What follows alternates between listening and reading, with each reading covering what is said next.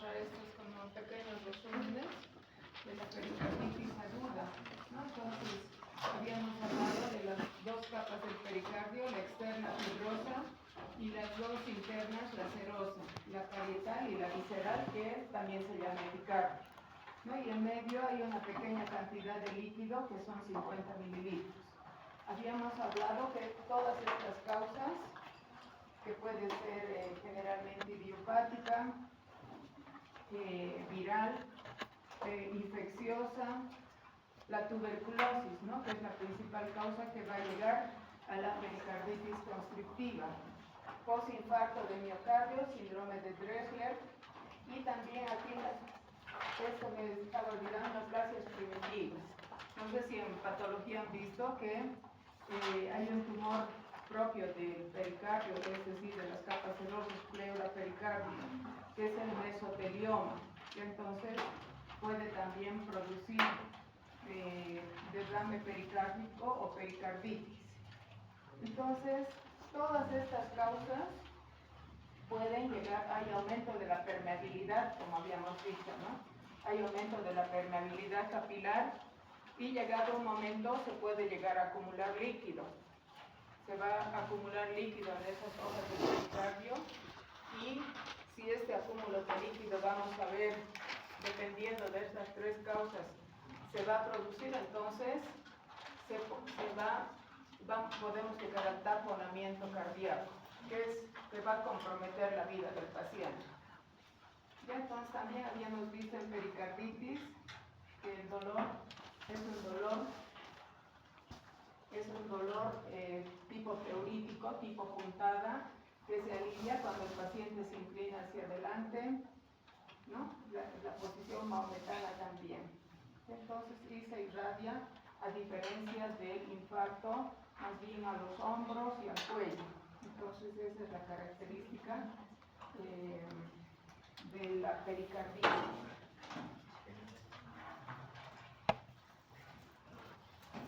Del tratamiento de pericarditis estaba revisando las últimas guías y aquí hemos visto que en el tratamiento se utiliza, actualmente recomiendan que hay que utilizar antiinflamatorios más colchicina, las dos cosas juntas hay que usar, eso es lo que están recomendando.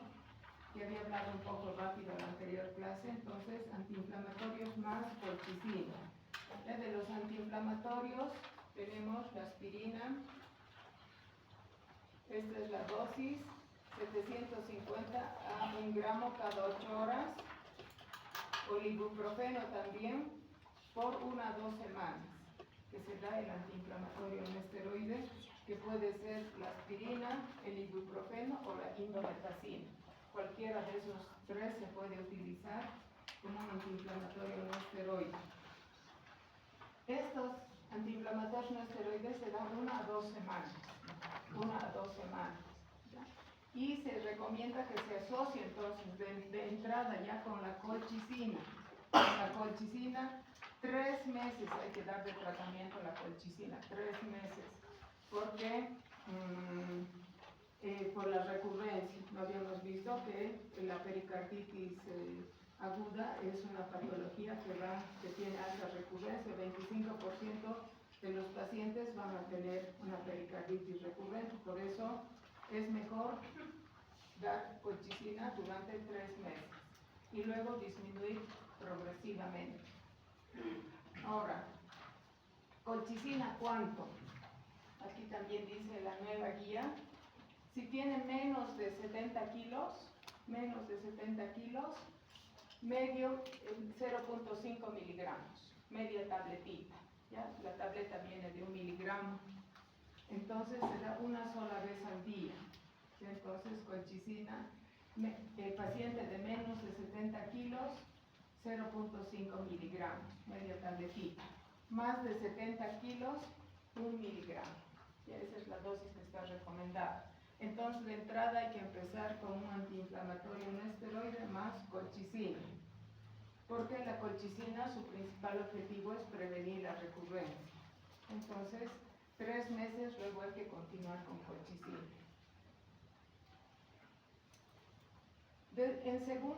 Como segunda opción, o al último, ¿no es cierto? Entonces no hay que dar prednisona de entrada, que es un corticoide. Ya les había dicho, no hay que dar prednisona de entrada porque pueden dar, más bien tendría un efecto contraproducente el corticoide, ¿no? Entonces la dexametasona, la prednisona, entonces hay que dar baja dosis, 40 miligramos, 60 miligramos por día, y luego discontinuar progresivamente. Eso en la pericarditis recurrente, entonces se tendría que empezar con prednisona. También en la tuberculosis. En la tuberculosis directamente hay que empezar con el triple esquema, ¿saben, no es cierto? Isoniazid, etambutol, estreptomicina, etcétera, más prednisona, porque la tuberculosis es la que va a producir más problemas en el pericardio. Va a llegar a la pericarditis constrictiva y al derrame pericárdico. La tuberculosis es lo peor, digamos, lo peor que va a afectar el pericardio. Y en casos de que ya no responda a nada de esto, incluso se darán inmunosupresores, ¿no? Como ustedes saben que los inmunosupresores se dan a pacientes con cáncer. Entonces ahí está, por ejemplo, la satioprima, el metotrexato, en casos extremos de que no responda este paciente al tratamiento inicial. Y obviamente estos pacientes tienen que tener un seguimiento muy estrecho cada mes, ¿no? Porque hay que prevenir la pericarditis recurrente. Y en cualquier momento también estar pendientes, ¿no? Si no responde al tratamiento, ya son pacientes de alto riesgo. Vamos a ver. Entonces, todas las causas de pericarditis aguda, ya les he hablado la anterior vez, radioterapia, virus, infecciones bacterianas, una neumonía, por ejemplo, por vecindad puede llegar a afectar. Entonces, todas esas causas pueden producir derrame pericárdico. Ya también habíamos hablado del derrame pericárdico, eso se ve por ecocardiografía, ¿no? Es leve, derrame pericárdico, entonces, derrame pericárdico, leve. Hay un centímetro, entonces se mide por ecocardiografía. Entonces, 1 centímetro, pero solo localizado.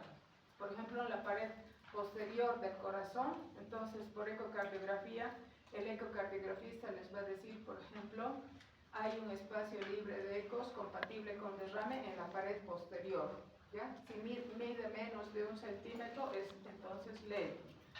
Moderado.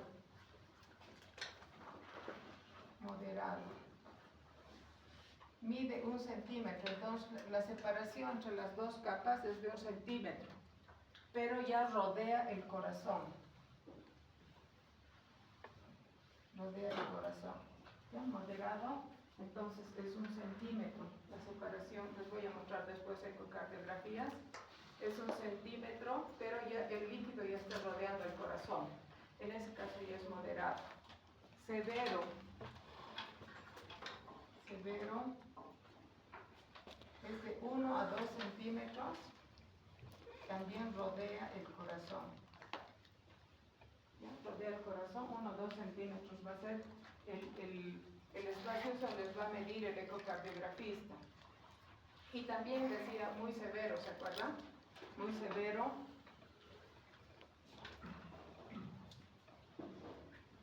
Esto les tengo que decir, más de 2.5 centímetros, pero ya hay colapso de las cavidades. Entonces el líquido ya va a empezar a comprimir el corazón. Más colapso de las cavidades. Entonces esa es también habíamos visto. ¿Ya? Está así descrito, muy severo, con colapso de las cavidades, pero el nombre que es en ese caso es un taponamiento cardíaco. Ya se trata de un taponamiento cardíaco cuando este líquido está en tal cantidad que ya está comprimiendo el corazón. Entonces, en ese caso ya es una situación de emergencia. En este paciente hay que hacer algo en forma inmediata, porque la presión que hay en el pericardio ya está superando la presión de las cavidades, ya está colapsando, ya está comprimiendo el corazón. Entonces hay que actuar rápidamente. Y eso vamos a ver entonces en el tratamiento. ¿Qué cosas no hay que hacer? ¿Qué cosas están prohibidas en el tratamiento?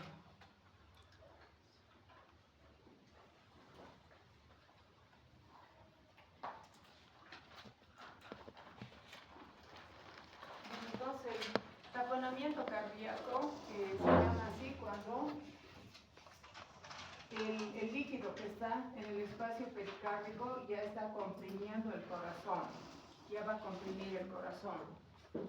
Y por consiguiente va a dificultar el llenado diastólico del corazón. Entonces,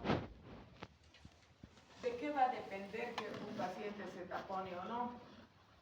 Entonces va a depender de estos tres aspectos. De la cantidad de líquido que haya, vamos a ver que es variable, de la rapidez con que ese líquido se acumule y también de la elasticidad del pericardio. ¿Ya? Entonces, que un paciente se tapone va a depender de estas tres variables. ¿Ya? Entonces, por ejemplo, un derrame agudo, ¿qué va a pasar? Ya hemos dicho que en el pericardio hay más o menos 50 mililitros, ¿no?, de líquido. Por ejemplo, un traumatismo, un apuñalamiento. Paciente que ha recibido un apuñalamiento, se lesiona las arterias que están en el pericardio y con 200 mililitros ya se va a taponar. Con 200 mililitros. ¿Ya? Por ejemplo, esto entonces un traumatismo, ¿no? Trauma,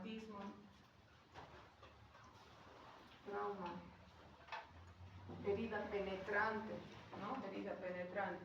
No es tan infrecuente esto. Yo cuando hacía las ecocardiografías en el Vietnam, los reos de la cárcel ya llegaban en la mañana y ya estaban así esperándome, porque los apuñalamientos eran todos los días. Entonces, había que ver si se moría o no se moría, si el cuchillo había tocado el corazón, no había tocado, si entraba o no a cirugía, qué pasaba.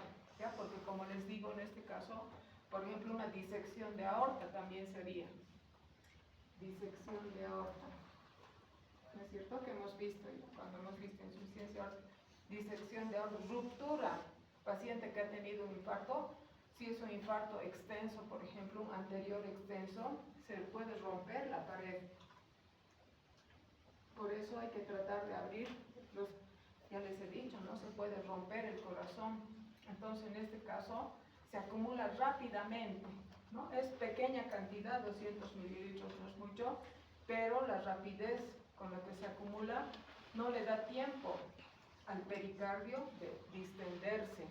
Entonces, en este caso, 200 mililitros basta para que este paciente esté taponado, ¿no? Y el taponamiento, como les he dicho, es una situación de emergencia, compromete la vida del paciente. El líquido, entonces la presión aumenta tanto en el pericardio que va a comprimir el corazón, no deja que se llene el corazón. ¿Ya? Ahora, en casos crónicos también hasta 2 litros se pueden acumular. 2 litros se pueden acumular. ¿En qué casos, por ejemplo? Toma tiempo. Por ejemplo, una tuberculosis, ¿no? Tuberculosis, insuficiencia renal, una neoplasia, por ejemplo. Entonces el líquido se va acumulando de a poquito, ¿no? Aquí la rapidez, entonces, se va acumulando lentamente. Le da tiempo al pericardio de irse distendiendo y de acumular esta cantidad, ¿ya? De acumular esta cantidad. Entonces, ¿en cuántas oportunidades han tenido que drenar líquidos? Hasta 2 litros han sacado, 2 litros, y el paciente, bueno, estaba relativamente bien.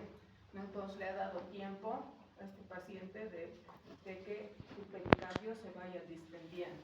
Y entonces depende de la situación en la que se ve líquido o la sangre en el espacio pericardio. ¿Ya? La etiología, como ya les he dicho, todas las causas que vimos en pericarditis aguda van a causar por el problema de la inflamación, entonces hay aumento de la permeabilidad capilar que habíamos hablado ya en la anterior clase, entonces todas esas causas pueden llegar al derrame pericárdico o taponamiento cardíaco, ¿no? Dependiendo de aquella situación. Ahora, aumentando entonces, aparte de las causas que hemos visto, aumentando el traumático, ¿no es cierto? Traumatismos, lesión con arma blanca, que lesiona el pericardio. Si tiene suerte no va a llegar a tocar, ¿no?, el corazón, porque el ventrículo derecho está aquí adelante, inmediatamente detrás de las costillas está el ventrículo derecho. Si solamente el puñal, por ejemplo, ha llegado a tocar la capa externa del pericardio, entonces puede que tenga una chance de salvarse. En las neoplasias y en la tuberculosis, por ejemplo, ya apenas esté saliendo el líquido, nosotros podemos sospechar, ¿no es cierto? Por ejemplo, en la tuberculosis es cero hemático. Cero hemático, ya les había hablado que es como la povidona, ¿no es cierto? Pone la povidona así en una bandeja, entonces café oscuro, ¿no es cierto? No coagula. No coagula porque ya no tiene fibrina, ¿no? Ya se ha consumido la fibrina, entonces es cero hemático y, por ejemplo, en la tuberculosis no va a coagular. ¿Ya? En cambio, en un traumático, ponen ustedes el líquido sobre una gasa y va a coagular inmediatamente, ¿no? Entonces, es un hemático, por ejemplo. Y seroso será, por ejemplo, en un idiopático, etcétera, ya vamos orientándonos la etiología. A ver, aquí.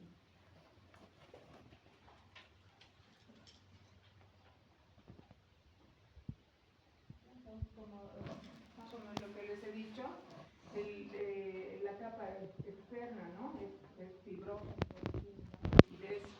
entonces, ¿qué va a pasar finalmente aquí? El acúmulo de líquido va a restringir el llenado diastólico. El corazón no puede llenarse, ¿no es cierto? Está comprimido por el líquido.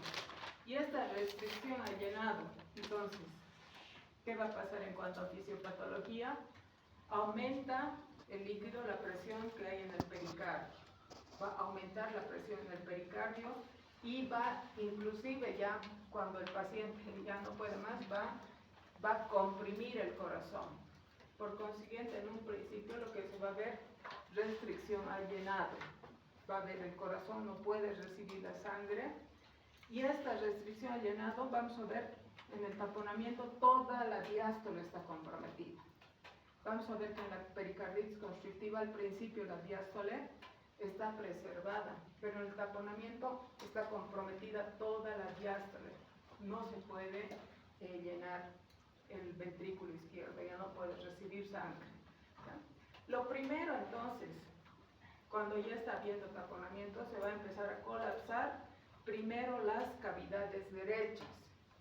Les voy a mostrar algunos ecos que tengo. Lo primero, la aurícula derecha y el ventrículo derecho se va a empezar a colapsar, porque como ya hemos visto varias veces, las cavidades derechas tienen menos presión, ¿no es cierto? Tienen menos presión, manejan flujo más bajo. Entonces, lo primero que va a comprimir, por ejemplo, ventrículo derecho, su presión sistólica, 20 milímetros, 30 milímetros, ¿no? Ventrículo izquierdo, 120 milímetros. Entonces las cavidades derechas, la aurícula derecha empieza a colapsar y luego el ventrículo derecho. Entonces primero van a colapsar las cavidades derechas. Entonces, ¿qué vamos a tener por este colapso de las cavidades derechas? Entonces va a haber signos de insuficiencia cardíaca derecha, congestión periférica. Congestión periférica. Entonces no va a poder, como las cavidades derechas han sido las primeras en colapsar, entonces el paciente lo que vamos a tener, por ejemplo, es incurgitación yugular, congestión hepática, etcétera, ¿no? Así va a empezar este paciente a tener, aunque todo esto de manera muy rápida. Entonces, debido debido a la restricción de llenado que primero afecta a la aurícula y el ventrículo, hay congestión periférica, que se refiere al lado derecho, ingurgitación yugular. Como no puede entrar la sangre a las cavidades derechas, también el gasto cardíaco, el ventrículo izquierdo también no tiene sangre para recibir, ¿no es cierto? Entonces va a bajar el gasto cardíaco. Ahora, si nosotros, ¿qué va a pasar en nuestro corazón cuando hay esa cantidad de líquido? Entonces aquí está el líquido, entonces está comprimiendo el corazón. Entonces todavía en un último esfuerzo, ¿qué va a hacer el corazón? Normalmente cuando nosotros inspiramos, entonces hay presión negativa en nuestro tórax, entonces llega la sangre, inspiramos, llega más sangre a las cavidades derechas, eso es normalmente. Expiramos y más bien llega más sangre a las cavidades izquierdas, eso normalmente. Pero ¿qué hace el corazón para no terminar de desfallecer, tratando de salvar la vida de este paciente? Entonces, ¿qué va a pasar aquí? En inspiración, entonces, como el corazón está así, no tiene a dónde distenderse, ¿no es cierto? Entonces, en inspiración, el ventrículo derecho recibe sangre, ¿ya? Y el ventrículo izquierdo se comprime. Eso es en inspiración, lo que normalmente se exagera un poco lo que nos pasaba en estado normal. Entonces, en inspiración, el ventrículo derecho recibe la sangre, ¿no es cierto?, pero a expensas de comprimir el ventrículo izquierdo, ¿ya? ¿Qué va a pasar en expiración? Entonces va a llegar la sangre al ventrículo izquierdo a expensas de que se comprima el ventrículo derecho, ¿ya? Por eso aquí se los he puesto. En inspiración normalmente llega más sangre a nuestras cavidades derechas, ¿ya? Entonces aquí, ¿qué va a pasar? Se va a comprimir el ventrículo izquierdo. Y en expiración va a ocurrir lo contrario. Entonces el ventrículo izquierdo va a tratar en expiración, ¿no? El ventrículo izquierdo más bien se va a llenar y va a comprimir el ventrículo derecho, ¿ya? ¿Esto qué se llama? Interdependencia ventricular. Es lo que hace el corazón para no terminar de desfallecer y que todavía siga entrando la sangre, ¿no?, al corazón. Entonces hay una interdependencia. Juegan los dos ventrículos, se comprime el uno, se comprime el otro, eso se llama interdependencia ventricular. Se ve en la ecocardiografía esto, se ve en la ecocardiografía. ¿Ya? Entonces el paciente ya está comprometido, ¿no? Esto da origen al pulso paradójico. Entonces, si ustedes, por ejemplo, ven a un paciente, ¿no? Por ejemplo, van a tener tuberculosis, hay harta tuberculosis, tienen que cuidarse, ¿no? Incluso en el SUS están ahí los pacientes con tuberculosis todavía positivos. En La Paz ni qué se diga. En La Paz había toda una sala así de tuberculosos, qué increíble cantidad, ¿no?, de tuberculosis, hematemesis, así, impresionante. Aquí también, ¿no? Los del sur, a los que atienden en los centros de primer nivel, tienen que tener mucho cuidado cuando vayan a hacer ¿por qué? Por cada vez que dan un diagnóstico, ¿no?, los médicos de primer nivel, un día de vacaciones les dan. De vacaciones, porque hay que trabajar en esto para ver altísima tuberculosis ahí en todo lado. ¿Ya? Entonces, ese premio tienen los médicos de primer nivel que captan estos pacientes que tienen tuberculosis. Entonces, hay altísima tuberculosis. Entonces, por ejemplo, paciente que tiene tuberculosis, ¿no? Entonces, empieza en la clínica que va a haber como un enfermo, sensación de desasosiego, malestar aquí, ¿cómo se llama? Malestar, sensación de desasosiego que les va a referir el paciente. Entonces vamos a ver que se le puede sacar una radiografía, aunque si es agudo no nos va a ayudar mucho la radiografía, ¿no?, porque el corazón se va a ver pequeño.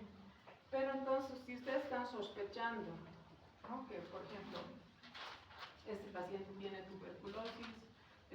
ya la radiografía, aquellos estudios, la eco, por ejemplo, que le han hecho, dice que hay derrame. Por ejemplo, pongamos, ecocardiografía dice que hay derrame, que es severo, que rodea el corazón. ¿Qué pueden hacer si está taponado? Ustedes, entonces, para saber si ya está taponándose ese paciente, entonces, esto se llama pulso paradójico.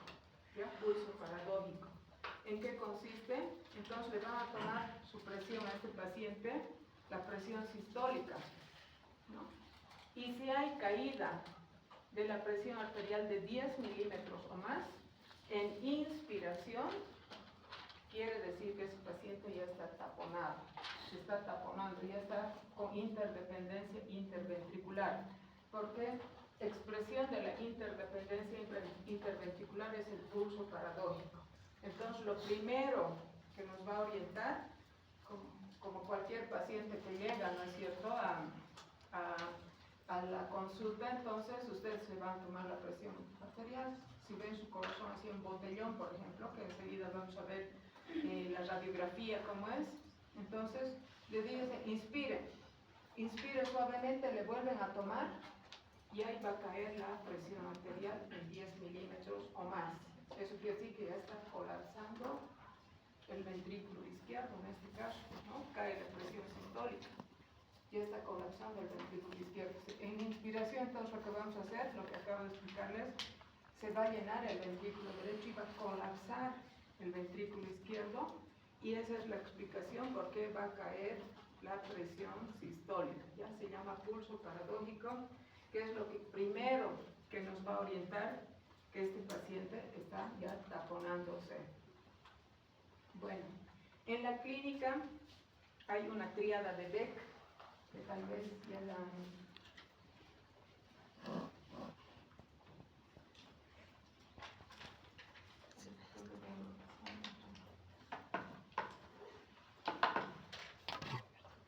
Esta es la famosa tríada de Beck, tal vez ya han visto en algún otro lugar. Taponamiento cardíaco. En primer lugar, ingurgitación yugular. Un componente, ingurgitación yugular. ¿No es cierto? Entonces, la sangre no puede entrar a las cavidades derechas. Son las primeras que hemos dicho que van a colapsar. Entonces, el paciente va a tener sus yugulares muy ingurgitadas. Y eso quiere decir que no se está pudiendo vaciar la sangre en el lado derecho del corazón. ¿Ya? Otro paciente está hipotenso. Paciente con taponamiento cardíaco, ingurgitación yugular,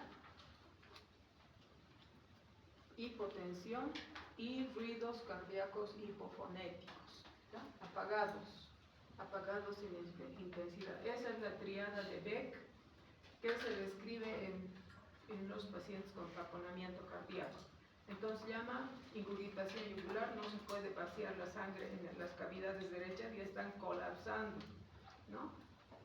Presión arterial baja, hay gasto cardíaco bajo, no le está llegando sangre al ventrículo izquierdo, y debido a la gran cantidad de líquido que hay, con 200 mililitros, a ver, debido a la gran cantidad, entonces los ruidos cardíacos también están hipofonéticos. Entonces esa es la tríada de Beck. Esa es la tríada de Beck, que del taponamiento cardíaco. Entonces, bueno, aquí está, tengo otras imágenes. Ya desde que está.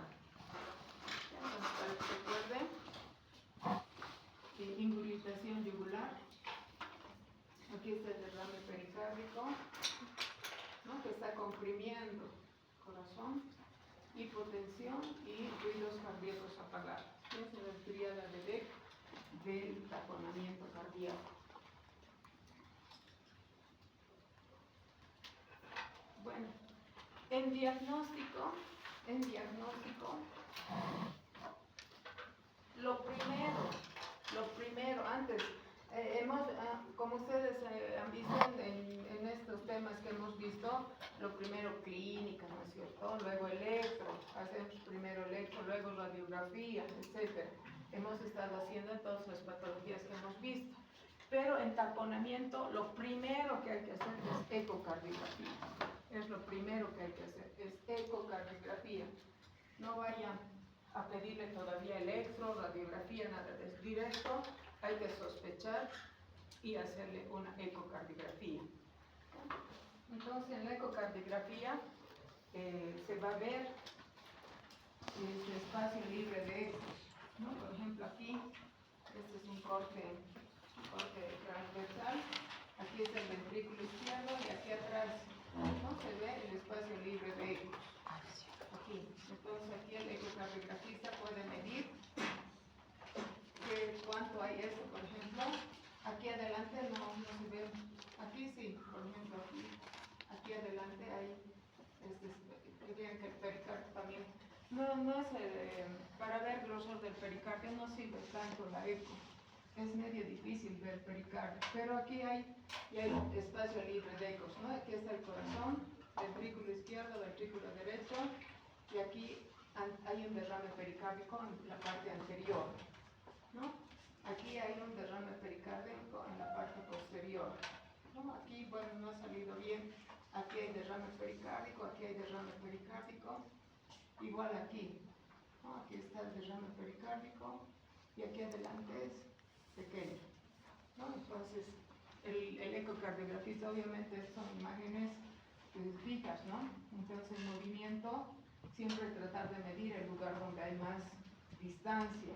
Hay que ir a lo peor hay que ir a medir el lugar donde esté más acumulado el líquido. No voy a ir a decirle aquí hay 2 milímetros, ¿no? No, directo tengo que ir a medir el lugar donde haya más para no equivocarme, porque este paciente puede morir en cualquier momento. ¿Ya? Entonces, esa es la forma. Lo primero entonces que hay que hacer es pedir una ecocardiografía. No estar perdiendo el tiempo haciéndoles electro, radiografía, nada de eso todavía. ¿Ya? Entonces,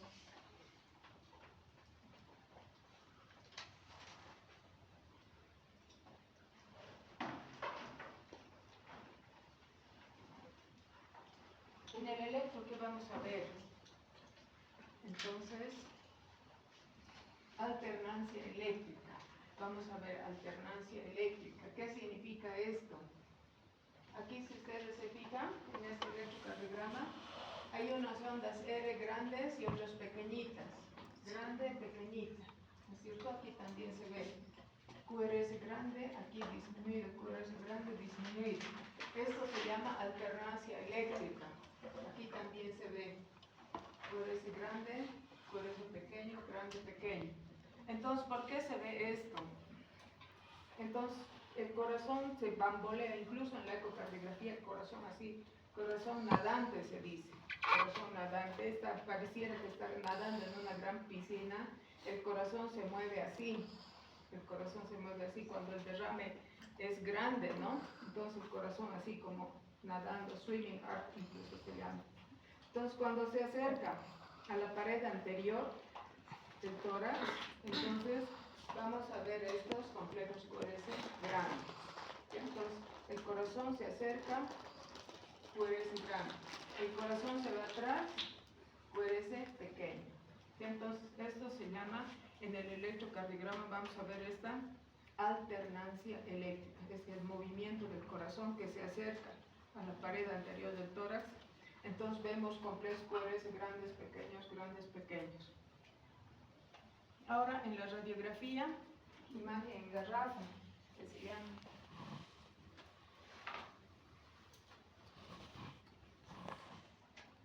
Así. O en cantimplora también. Entonces, hay cardiomegalia en la radiografía de tórax. Dependiendo, obviamente, vuelvo a decir, si es un derrame agudo, la radiografía puede ser normal. ¿Ya? Entonces no hay que confiarse en la radiografía en estos pacientes. Ya les he dicho, lo primero es hacer ecocardiografía. Entonces, si es un traumático, una herida por arma blanca, etc., la radiografía puede ser de tamaño normal, no va a haber cardiomegalia. ¿Ya? Pero si es un crónico, por ejemplo, que se ha acumulado esa cantidad, entonces va a haber así en forma de cantimplora. Aquí, si ustedes tratan de ver, no hay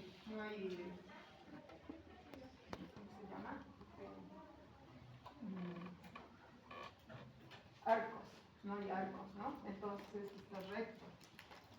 Recto aquí también. No se ven los arcos que normalmente deberían haber, inclusive en una insuficiencia cardíaca. ¿Ya? Entonces, esta imagen. Ya no olvidarse entonces que la radiografía de tórax puede ser normal en un paciente en que el derrame se ha instaurado rápidamente, como por ejemplo en un traumatismo. Y obviamente aquí los campos pulmonares están limpios, ¿no?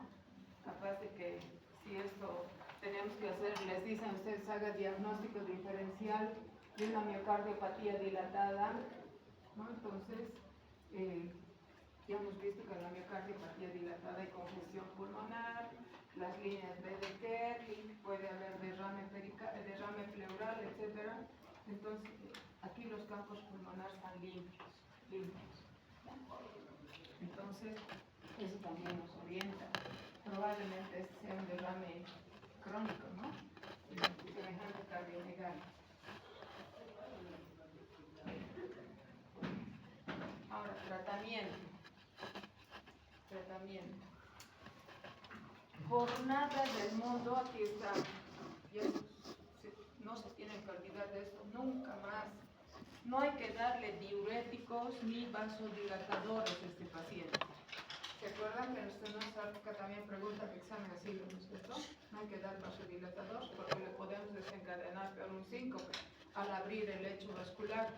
Entonces, si el paciente, por ejemplo, no está inestable, puede esperar un poco, entonces le tenemos que dar más bien sueros le tenemos que poner a este paciente para que tenga volumen dentro de su corazón. El volumen sanguíneo por nada del mundo no le tenemos que bajar a este paciente, porque basta, por ejemplo, ¿qué va a pasar si le damos diuréticos? Entonces va a disminuir el volumen cardíaco y el pericardio va a terminar de colapsar, ese ventrículo. Entonces por ahí de 1 mililitro está dependiendo que todavía no esté colapsado su corazón de ese paciente. Sin acordarnos, por ejemplo, pensando que en esa radiografía es una insuficiencia cardíaca y demás, le damos diuréticos, aquí está tachado con vasodilatadores, esos 10 mililitros que le estamos sacando, del que dependía, digamos, el ventrículo, entonces va a aumentar, lo que vamos a hacer es que baje la presión dentro de las cavidades y va a terminar de colapsar incluso las cavidades izquierdas. Entonces estos pacientes dependen del volumen sanguíneo, por nada del mundo, más bien le tenemos que dar sueros y no dar nunca diuréticos, totalmente contraindicados los diuréticos y vasodilatadores en un paciente que tiene taponamiento cardíaco.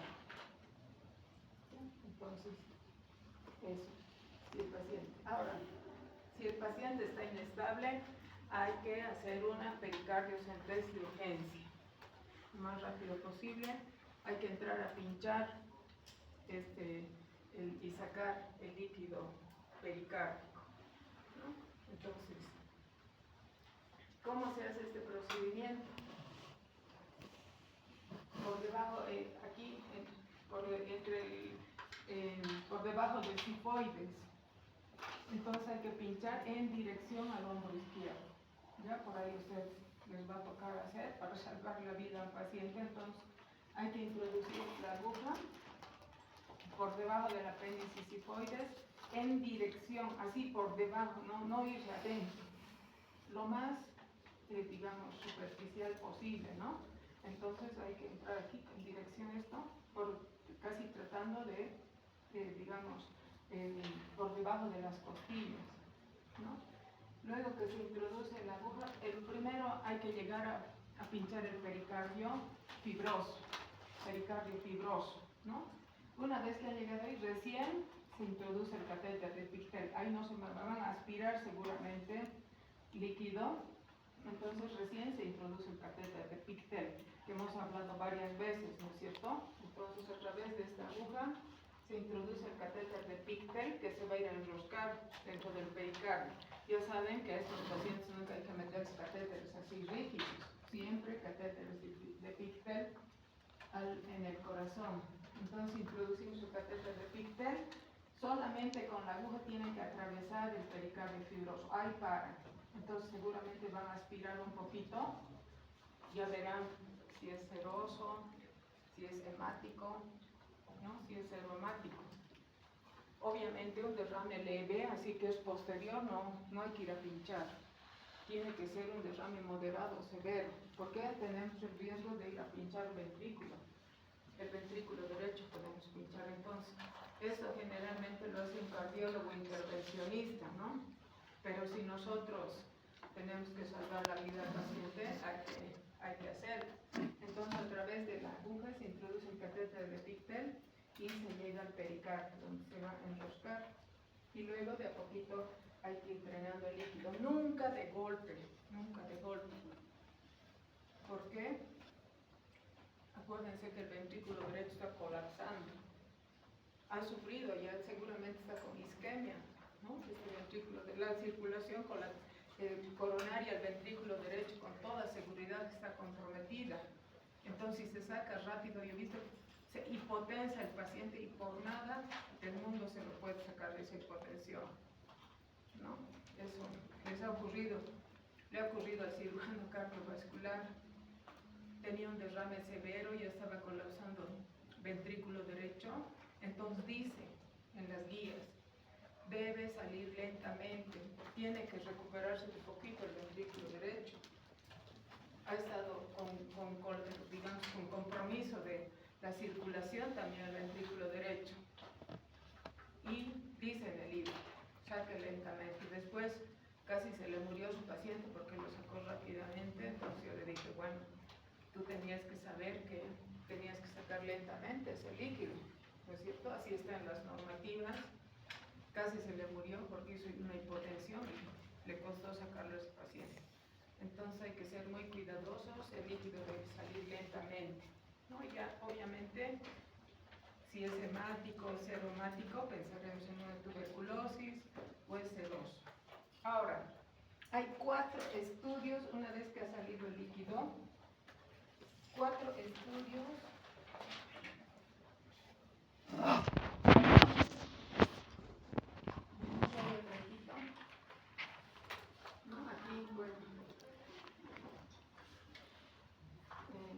Aquí está colapsando el ventrículo derecho. Bueno, el movimiento, creo que tengo un ejemplo, les voy a mostrar. Entonces ya está colapsando el ventrículo derecho, colapsando aurícula derecha. Ven aquí, todo el espacio pericárdico, todo esto líquido. Aquí seguramente el ecocardiografía medirá 5 o 6 centímetros, ¿no? Entre las capas del pericardio. Entonces vamos a ver así, el corazón está moviendo, así es ya un signo de taponamiento, cuando el corazón está así bailando, bamboleo o corazón nadante también que se le dice en la ecocardiografía. Bueno, entonces hay 4 estudios que nunca más se tienen que olvidar, porque si se han olvidado de mandar uno de esos estudios, ya nadie, seguramente ya todo el líquido ha salido, les puede significar que les boten de residencia, como le ocurrió a un residente, ¿no? En el hospital que estaba, que se olvidó de mandar un frasco. Eso ya no tiene vuelta atrás. Se olvidaron ese frasco, ya ha salido todo el líquido, no hay forma de recuperar. Entonces tienen que ustedes ir al laboratorio. Tienen que ir ustedes al laboratorio a pedir estos frasquitos.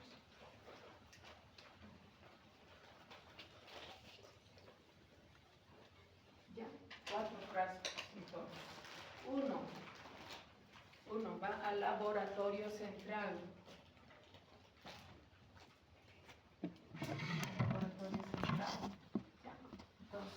Van a ir ustedes al laboratorio, bueno, yo no sé con qué diluyente van, ¿no es cierto? Entonces en el laboratorio central van a estudiar. Hay glóbulos rojos, recuento de glóbulos rojos, por ejemplo, van a hacer.